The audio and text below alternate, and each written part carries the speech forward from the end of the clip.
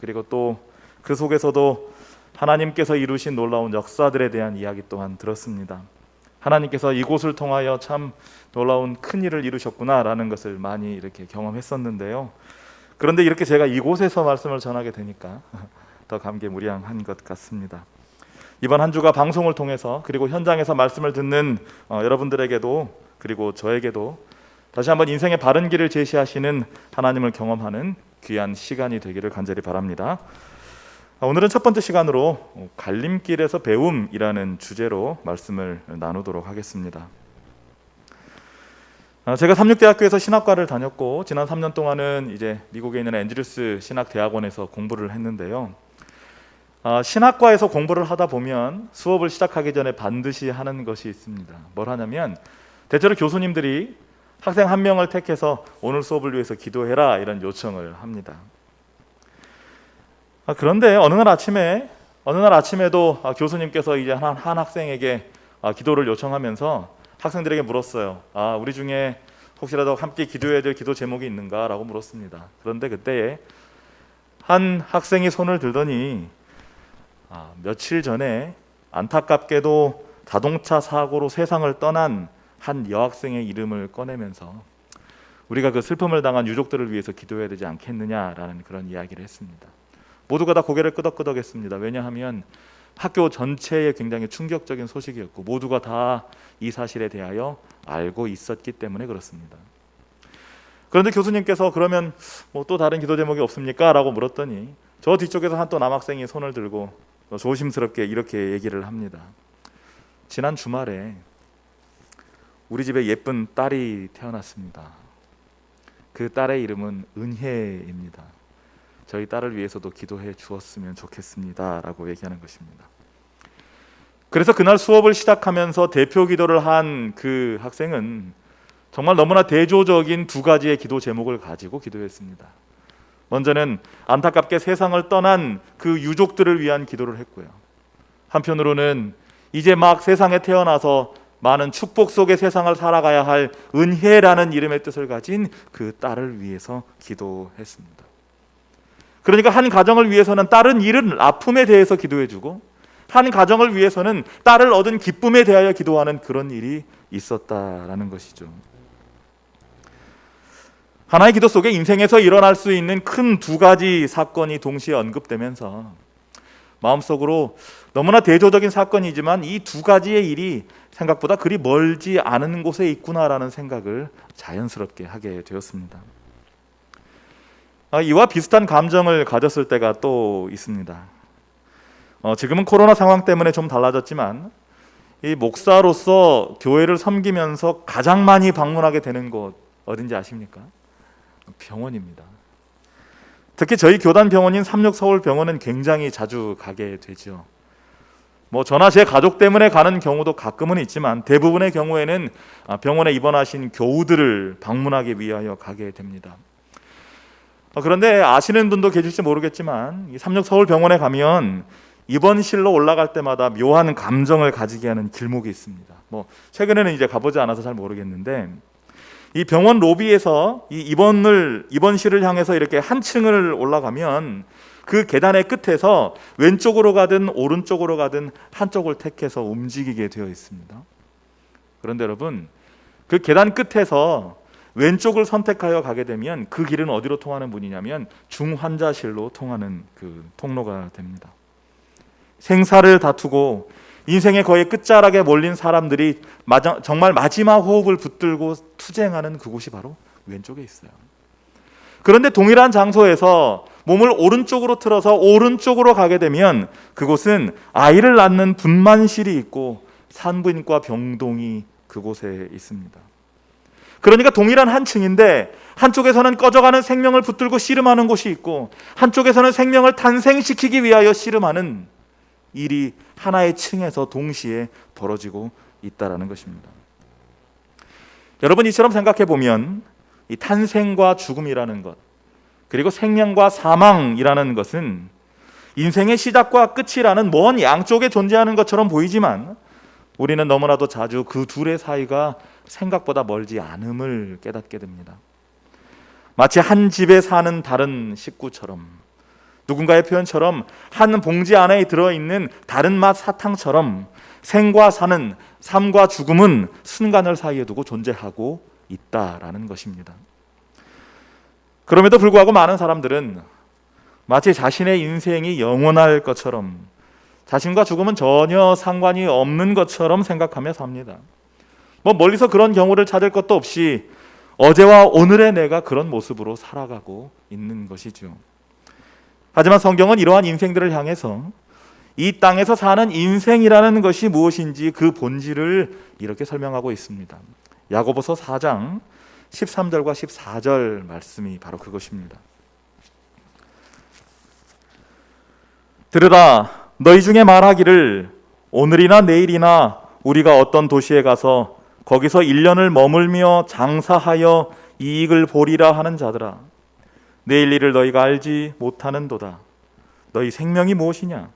너희는 잠깐 보이다가 없어지는 안개니라. 야고보는 많은 인생들이 장밋빛 미래를 꿈꾸면서 이런저런 계획들을 내놓지만 그 인생의 본질이라는 것이 잠깐 보이다가 없어지는 안개와 다를 바 없다라고 이야기하고 있습니다. 그런데 이와 동일한 말씀을 예수님께서도 그를 따르는 사람들에게 말씀하신 적이 있습니다. 누가복음 12장 19절과 20절 말씀인데요. 또 내가 내 영혼에게 이르되 영혼아, 여러 해 쓸 물건을 많이 쌓아두었으니 평안히 쉬고 먹고 마시고 즐거워하자 하리라 하되, 하나님은 이르시되 어리석은 자여, 오늘 밤에 너의 영혼을 도로 찾으리니 그러면 너의 준비한 것이 누구의 것이 되겠느냐 하셨으니, 너는 너의 삶이 계속될 것으로 생각하고 지금까지 열심히 모았다. 그리고 그 모은 것을 가지고 이제는 즐기기만 하면 된다라고 기뻐하고 있는데, 만약 오늘 밤에 너의 생명이 끝나버린다면 너는 어떻게 되고 말겠느냐라고 묻고 계신다라는 겁니다. 성경은 공통적으로 인생을 향해서 스스로는 내일을 장담할 수 없는 불확실함 속에서 살아가는 인생이다라고 말하고 있습니다. 스스로는 찬란한 미래를 꿈꾸지만 그 꿈이 분명히 이루어질 것이라는 보장은 어디에서도 찾을 수 없다라는 것이죠. 최근에 언론이 반복해서 말하고 있는 것처럼 한국의 젊은이들을 가장 힘들게 하는 것이 무엇이라고 얘기합니까? 내일이 보장되지 않음으로 인한 불안감이라고 말하는 것입니다. 미래에 대한 불확실성, 그리고 이런 상황들이 지속되는 것에 대한 피로감이 우리의 미래를, 우리의 미래 세대를 힘들게 하고 있다는 겁니다. 그러다 보니 많은 사람들이 꿈을 잃어버리고 당장 눈앞의 기쁨과 만족을 쫓아 살아가고 있습니다. 절대 윤리보다는 상황 윤리가 대세가 됩니다. 원칙보다는 감각이, 감정이 선택의 기준이 되는 상황이 벌어지는 것이죠. 희망이 없다면 모든 규범과 제한을 벗어버리고 내가 살아가는 현재라도 즐겨보자라는 생각이 모두의 마음을 사로잡고 있는 것입니다. 이런 사람들의 상태를 정확하게 표현한 말씀이 시편 1편에 나오는데요. 시편 1편 4절은 이렇게 말합니다. 악인들은 그렇지 아니하며 오직 바람에 나는 겨와 같도다. 여러분은 가을 같은 때에 서늘한 날씨에 살랑살랑 바람이 불고 그 바람에 따라서 이렇게 낙엽이 쫙 날아가는 모습을 보면 어떤 생각이 드십니까? 낭만적이다라는 생각하시죠. 그러면서도 굉장히 그 나뭇잎들이 자유롭게 날아다니는 모습을 보면서 참 굉장히 좀 이렇게 자유로워 보이고 편안해 보이는 그런 느낌을 갖기도 합니다. 멋지다. 사진이라도 한 장 남겨야지. 이런 생각이 들게 하는 광경인 거죠. 그런데 여러분, 사실 이 광경이 우리의 눈에는 자유롭고 낭만적으로 보이는데요. 실상은 어떻습니까? 지금 이 떠서 날아다니는 이 나뭇잎들에게 자유가 있을까요? 없을까요? 여러분, 나뭇잎도 공중에 떠 있고 새들도 공중에 떠 있다라고 가정해 보겠습니다. 하지만 이 두 존재가 떠 있는 것은 조금 다른 모습이지요. 왜냐하면 새는 공중에 떠서 어떻게 할 수 있습니까? 본인이 원하는 방향을 향하여 나아갈 수 있어요. 그런데 나뭇잎은 공중에 떠 있기는 하나 어떻습니까? 바람의 힘에 의해서 이리저리 쓸려 다닐 뿐인 것입니다. 그러다가 결국은 바람이 잦아들면 바닥에 추락해서 사람들의 발에 밟히고 마는 것이 그 낙엽, 그 나뭇잎의 운명이라는 것입니다. 세상의 많은 사람들이 스스로를 가리켜 나는 자유롭게 산다라고 말합니다. 어떤 사람들은 심지어 나는 어떠한 종교에 얽매이지도 않고 아주 자유롭게 살고 있다라고 말하기를 좋아합니다. 여러분, 그런데 그들의 삶을 조금 더 들여다보면 그들은 스스로 살고 있는 것이 아닙니다. 왜 부모들이 자녀들을 그토록 치열한 입시 현장으로 내몰고 있습니까? 왜 청춘 남녀들이 스스로의 모습에 만족하지 못하고 누군가가 만들어 놓은 미의 기준에 자신들을 맞추려 합니까? 왜 사람들이 경쟁적으로 자신의 SNS에 자신의 삶을 자랑하고 누군가는 그것을 보고 부러워하면서 그들과 같은 삶을 살아보려고 기를 쓰고 있습니까? 많은 사람들이 스스로를 가리켜 나는 자유롭게 산다라고 말하는데요. 정작 그들을 움직이고 있는 것은 바람이라는 것입니다. 유행이라는 바람이, 트렌드라는 바람이, 부유하고 부러운 삶이라는 바람이 낙엽과 같은 인생들을, 겨와 같은 인생들을 지배하고 있는 거예요. 내 뜻대로 자유롭게 살고 있는 것처럼 보이지만 주변의 시선에 맞추고 살기 위해서 기를 쓰고 있는 것이 현대인들의 모습이라는 것입니다. 그리고 성경은 좀 더 확실한 표현으로 이런 사람들의 삶의 본질을 설명합니다. 그때 너희는 그 가운데서 행하여 이 세상 풍조를 따르고 공중의 권세 잡은 자를 따랐으니 곧 지금 불순종의 아들들 가운데서 역사하는 영이라. 그들은 스스로 자유롭다라고 말하지만 무엇을 쫓고 있다고요? 이 세상의 풍조를 따르는, 그것을 따르기 위하여 애를 쓰고 있었다라는 것입니다. 하나의 유행을 쫓기 위하여 애를 써요. 그런데 그 유행이 영원합니까? 영원하지 않아요. 그것을 쫓다가 그 유행이 잦아들면, 그 끝에 이르면 내가 추구하던 것이 정작 이것은 아니었구나라는 것을 그때서야 깨닫게 된다는 거예요. 그러면서 깊은 절망에 빠지는 것이죠. 하지만 그때는 이미 늦고 마는 것입니다. 결국 사람들은 자유한 것처럼 보였지만 또 다른 권세의 지배를 받으며 살고 있었다는 것입니다. 결국 이 세상의 흐름에 자신을 맡기고 이리저리 휩쓸려 살아가는 것은 이 불확실한 시대의 정답이 결코 될 수 없다는 것이 성경의 결론인 것이죠. 그렇다면 이러한 시대를 살아가는 바른 인생의 해답은 어디에서 찾을 수 있겠습니까? 사실 오늘 우리가 읽었던 말씀들의 전후 문맥 속에 이미 이 질문에 대한 답의 실마리들이 들어 있습니다.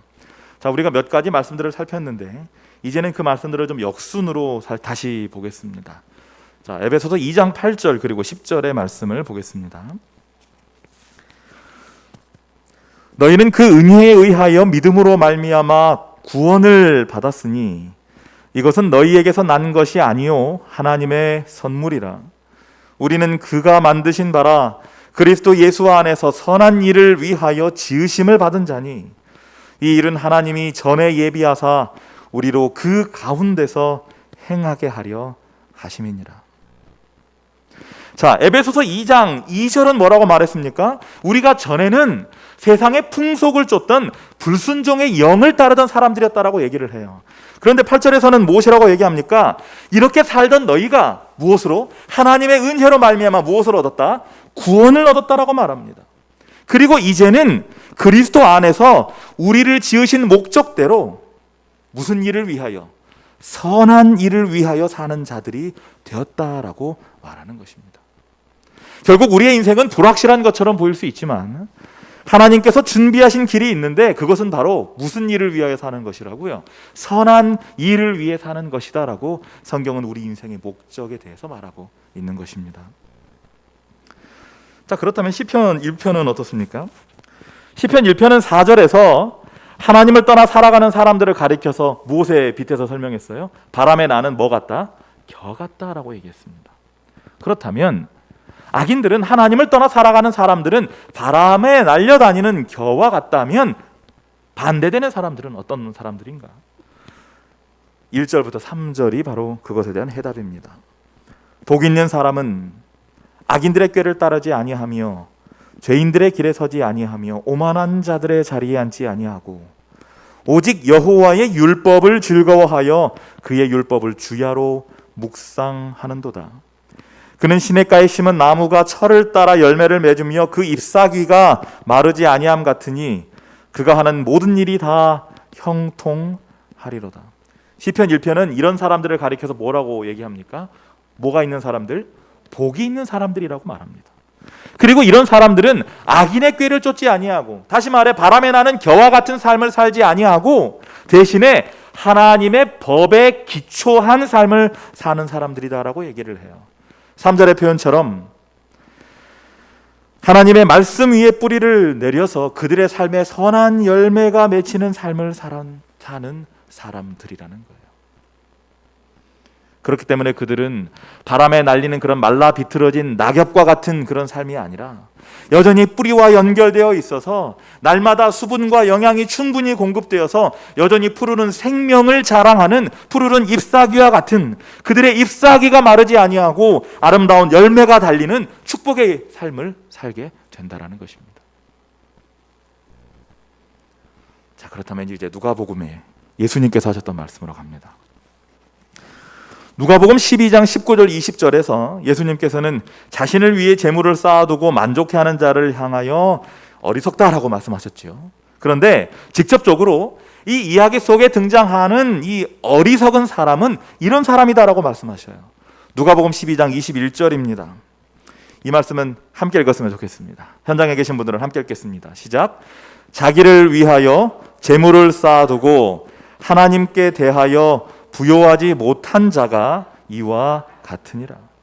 자기의 욕심만을 만족시키기 위하여 살았기 때문에 부자처럼 보였지만 실제로는 하나님에 대해서는 너무나 가난한 사람들, 이런 사람들을 가리켜 어떤 사람이라고 말해요? 어리석은 자들이라고 말하는 것입니다. 여러분, 어리석은 자가 있으면 당연히 이야기 속에 어떤 사람도 등장하겠습니까? 또 지혜로운 사람도 등장하겠지요. 지혜로운 사람들, 31절의 말씀도 함께 읽겠습니다. 시작. 다만 너희는 그의 나라를 구하라. 그리하면 이런 것들을 너희에게 더하시리라. 이 세상 것을 추구하며 하나님에 대하여 가난하게 사는 사람이 아니라 하나님의 나라를 구하는 사람들, 하나님에 대하여 부요한 사람들이 바로 어떤 사람들이에요? 지혜로운 사람들이라는 것입니다. 왜냐하면 이 사람들은 이 모든 것들, 이 땅에서 필요한 모든 것들까지도 넉넉하게 채워주시는 하나님의 능력을 경험할 사람들이기 때문에 그래요. 오히려 하나님을 쫓았더니 내게 필요한 모든 것들이 채워지는 놀라운 역사를 삶을 통하여 보게 될 것이라는 것입니다. 자, 그렇다면 이제는 처음에 봤던 야고보서 4장 14절입니다. 내일 일을 너희가 알지 못하는도다. 너희 생명이 무엇이냐? 너희는 잠깐 보이다가 없어지는 안개니라. 여기에 보면 이 너희 생명이 무엇이냐라는 질문이 나와 있는데요. 이 너희 생명이 무엇이냐로 번역된 표현을 이 원래 의미를 살려서 번역하면 이렇게 됩니다. 너희 생명이 무엇을 위하여 존재하느냐라는 의미로 번역될 수 있다는 것입니다. 결국 야고보는 인생의 허무함에 대해서 말하면서 너희가 생각할 때 무엇이 바른 인생의 존재 목적이냐라고 묻고 있는 거예요. 자, 질문을 했으면 답이 나와야 되지 않겠습니까? 그죠? 무엇이 인생의 목적인가? 우리의 인생은 무엇을 위해 존재하는가? 이어지는 15절 말씀을 쉬운 성경의 표현들에 보면 이렇습니다. 자, 이 말씀도 함께 읽겠습니다. 그러므로 시작. 그러므로 여러분은 주님께서 원하시면 우리가 살 것이며 이런저런 일을 할 것이다 라고 말해야 합니다.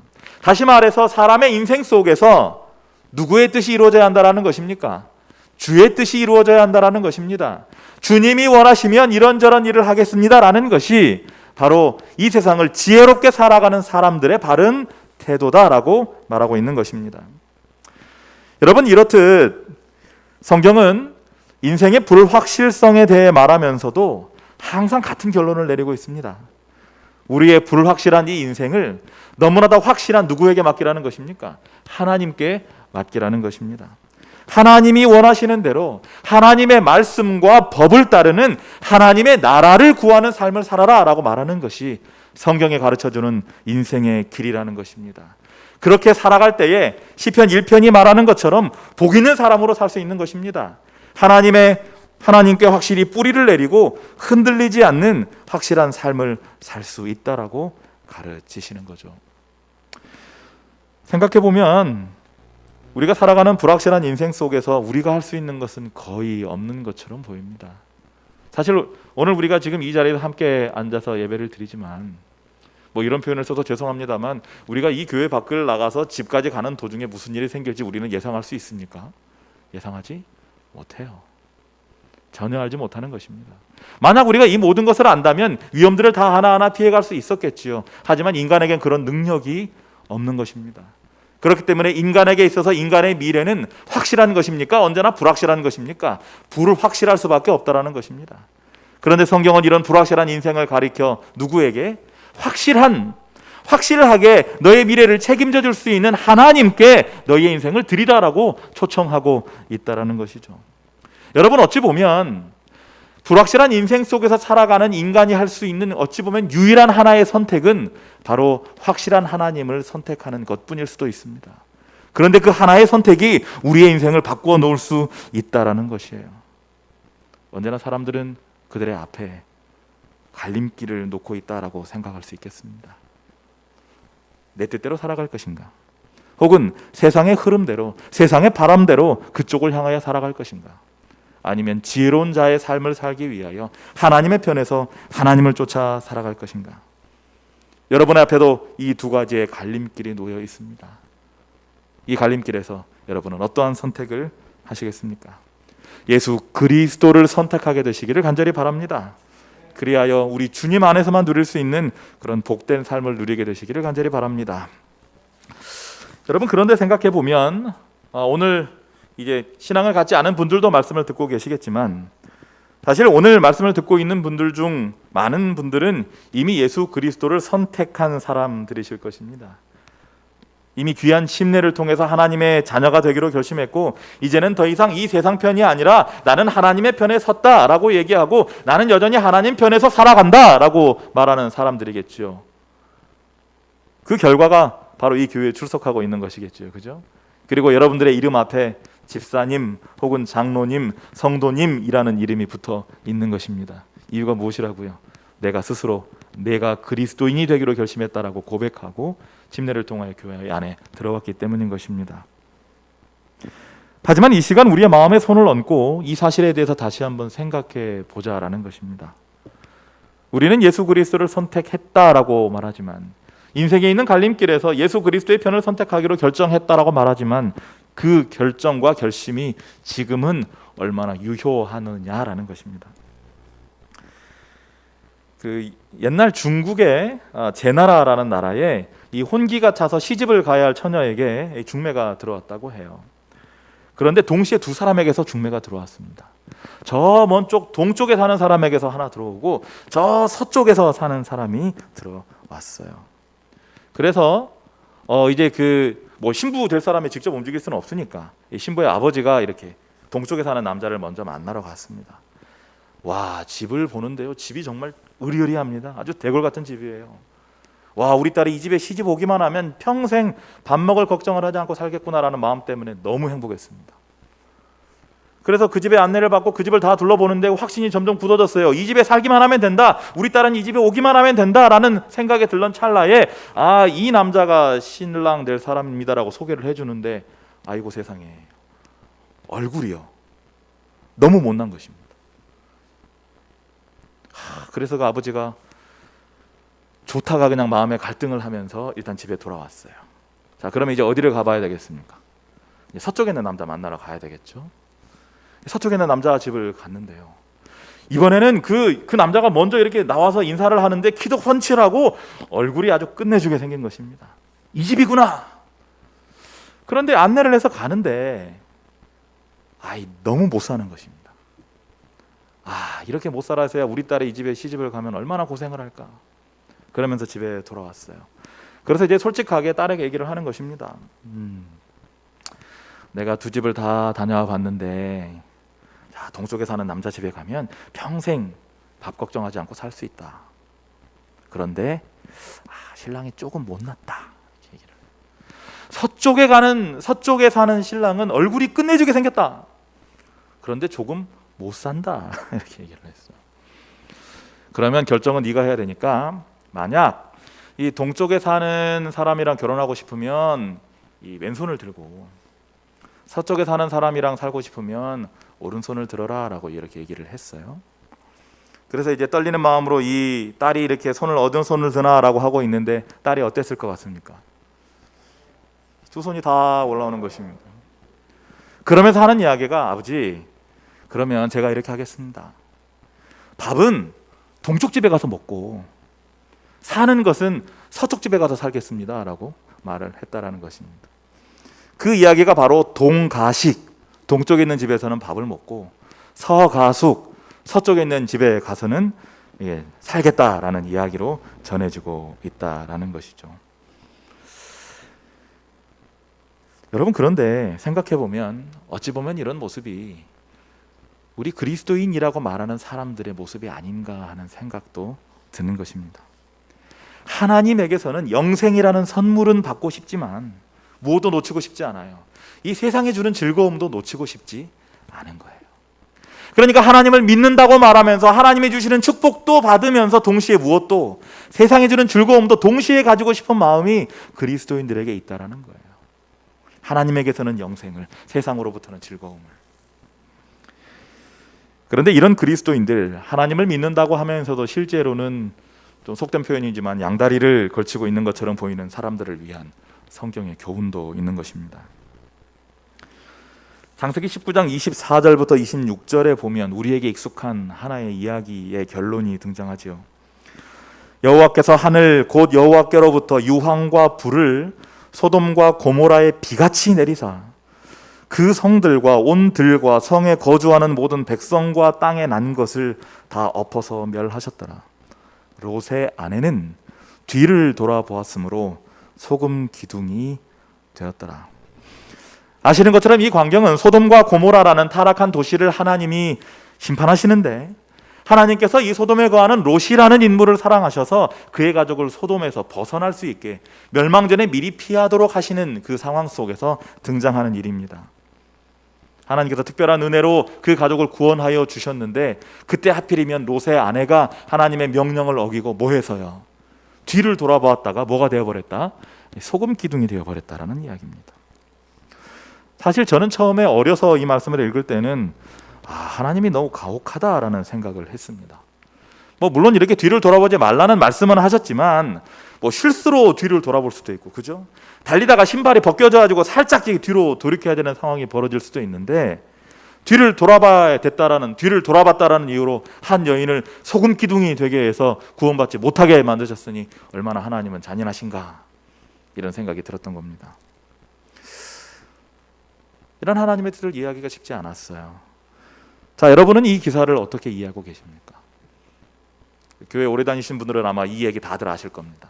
누군가가 여러분에게 와서 왜 하나님께서 롯의 아내를 소금 기둥을 만드셨습니까? 이거 너무하신 거 아닙니까? 라고 물으신다면 여러분은 무엇이라고 대답하시겠습니까? 시간이 지나서 제가 어른들이 읽는 책을 읽기 시작했을 때 저는 이 부분에서 고개를 끄덕이게 되었어요. 부조와 선지자라는 책, 아마 아실 것입니다. 이런 말씀이 있습니다. 그 여자, 여기서 말하는 그 여자는 누굴까요? 롯의 아내입니다. 롯의 아내의 몸은 들에 나와 있으면서도 마음은 어디에 달라붙어 있었으므로? 마음은 소돔에 달라붙어 있었으므로 그것과 함께 멸망하였다라고 얘기하는 것입니다. 저는 그 여인이 소돔은 떠났지만 중간에 뒤를 돌아보았기 때문에 소금 기둥이 됐다라고 생각했습니다. 하지만 하나님의 눈에는 이 여인은 소돔을 떠난 것입니까? 떠나지 않은 것입니까? 떠나지 않았다라는 거예요. 하나님은 사람의 중심을 바라보시고 그 마음의 진심을 보시는 분이신데, 그녀는 그 인생의 갈림길에서 소돔에 머무를 것인가 아니면 소돔을 떠날 것인가라는 그 갈림길에서 못하기로 선택한 것입니까? 소돔에 남기로 선택한 것입니다. 그녀의 마음은 소돔에 있었던 거죠. 그러니까 하나님께서는 소돔에 있는 모든 것을 멸망시켜야 하셨으므로 소돔에 여전히 남아있는 롯의 아내의 마음으로 인하여 그 여인은 구원의 길에서 떨어져 나오게 하실 수밖에 없었다라는 것입니다. 하나님이 그 여인을 책망하여 벌 주신 것이 아니라 이것은 하나님께서 정하신 운명을 그녀가 선택한 결과임을 우리는 알아야 한다라는 거예요. 결국 그 여인은 나는 소돔을 떠났다라고 말하고, 그녀는 남편의 손을 잡고 소돔을 따르는 것처럼 행동하고 있었으나 그의 선택은 진실한 것이 아니었으므로 그녀는 소돔과 함께 멸망하고 말았다라는 것입니다. 우리는 모두가 다 예수 그리스도를 믿기로 선택한 사람들입니다. 물론 이 자리에 계신 분들에 한해서 드리는 말씀이죠. 그렇기 때문에 여러분들은 지금 이 자리에서 함께 예배하고 있는 것입니다. 그런데 우리의 중심을 보시는 하나님의 눈에는 우리의 현재 위치가 각각 다 다를 수도 있다라는 것입니다. 진정으로 예수 그리스도를 선택하여 하나님의 말씀에 깊이 젖어들 수도 있고, 아니면 여전히 몸은 이곳에 있으나 마음은 다른 곳에 있을 수도 있다라는 것이에요. 단순히 예배만 가지고 말하지 아니하고, 나는 지금 예수 그리스도를 믿고 주님을 믿는 삶에 지금 젖어들어 살아가고 있다라고 말하지만, 실제로는 이 구원의 길에서 조금은 비껴난 모습으로 몸은 여기에 두었으나 마음은 다른 곳에 둔 채로 살 수도 있다라는 것입니다. 아까 말씀드린 속된 표현대로 한쪽 다리는 하나님의 편에, 한쪽 다리는 세상의 편에 두고 나는 하나님의 편이다라고 우기고 있을 수도 있다라는 것입니다. 성경은 예수 그리스도께서 재림하실 때 이 땅에 있는 모든 것은 멸망할 것이다 라고 얘기합니다. 왜냐하면 하나님께서는 이 죄악의 흔적이 있는 이 세상을 그대로 두실 수 없기 때문에 그렇습니다. 새롭게 하셔서 새 하늘과 새 땅을 만드실 것입니다. 그렇다면 여러분, 그때에 만약 누군가의 마음이 멸망해버릴 이 세상에 고착되어 있다면 그 사람은 구원의 길에서 떨어질 수밖에 없을 것입니다. 롯의 아내처럼 말이지요. 하나님께서는 무엇을 보시기 때문에 그렇습니까? 그의 중심을 보시기 때문에 그래요. 그들은 세상과 연합하고 그 정신에 동참해 왔으므로 모든 것을 세속적인 사람들과 거의 동일하게 생각해 왔다. 그러므로 시험이 올 때 그들은 평안하고 인기 있는 편을 택할 준비가 되어 있다. 오늘 이 순간 우리의 삶에 주어진 이 갈림길에서 우리가 어떤 선택을 하며 사는지가 결국은 세상 끝까지 이어지는 이 선악의 대쟁투의 역사에서 우리가 결국 누구의 편에 서서 그 마지막을 맞이할 것인지를 결정하게 될 것이라고 말합니다. 그 순간에 내려지는 결정이 문제가 아니라 오늘 이 순간 내가 내리는 결정이 그 마지막 때의 결정을, 마지막 때의 운명을 좌우하게 될 선택이 될 것이라는 이야기입니다. 그러므로 우리가 매일 만나게 되는 선택의 순간은 가볍고 생각 없이 넘어갈 수 있는 순간이 아닙니다. 인생의 기로, 인생의 중요한 갈림길은 우리의 매일의 삶 속에서 반복되고 있는 것입니다. 그러므로 하나님께서 매일의 인생의 갈림길에 서 있는 우리를 향하여 하나의 교훈을 주시기를 바라신다는 것입니다. 그 순간에 하늘의 편과 세상의 편이 교차하는 그 교차점에서, 그 갈림길에서 무엇을 선택하라는 것입니까? 하나님의 편을 선택하라는 것입니다. 하나님의 편을 선택하여 영원한 행복의 길로, 복 있는 사람의 길로, 어리석은 자가 아니라 하나님의 나라와 뜻을 구하는 지혜로운 자의 길로 걸어가라고 성경은 우리를 향하여 강권하고 계시는 것입니다. 이 시간 마지막으로 여호수아의 하나의 선언을 함께 읽고 마치기를 원합니다. 이 선언이 우리의 결심과 고백이 되기를 간절히 바랍니다. 여호수아 24장 15절 말씀입니다. 함께 읽겠습니다. 너희 섬길 자를, 시작. 너희 섬길 자를 오늘날 택하라. 오직 나와 내 집은 여호와를 섬기겠노라. 인생의 갈림길에서 언제나 여호와 하나님, 우리에게 생명 주시는 하나님을 선택하는 지혜로운 주의 자녀들 되시기를 바라면서 말씀을 마치겠습니다. 하늘에 계신 우리들의 아버지 하나님, 매일매일 반복되는 선택의 순간에 우리가 서 있음을 고백합니다. 그 순간에 하나님의 편을 선택하는 지혜로운 자들 될 수 있도록 인도하여 주시옵소서. 세상의 풍조에 따라 이리저리 날리는 겨와 같은 삶이 아니라 하나님에게 뿌리 내리고 이 불확실한 세상 속에서 너무나도 확실한 하나님을 붙들고 살아가는 그런 지혜로운 자로 살 수 있도록 하나님 우리의 삶을 붙들어 주시옵소서. 혹시 우리 중에 아직 이러한 하나님을 향한 믿음이 부족한 자가 있다면, 믿음을 가지지 못한 자가 있다면 주여 그들의 마음속에 하나님을 선택할 수 있는 용기와 지혜를 허락하여 주셔서 이 불확실한 세상 속에서 확실한 하나님으로 인하여 그들이 확실한 미래를 꿈꿀 수 있는 주의 자녀로 살도록 축복하여 주시옵소서.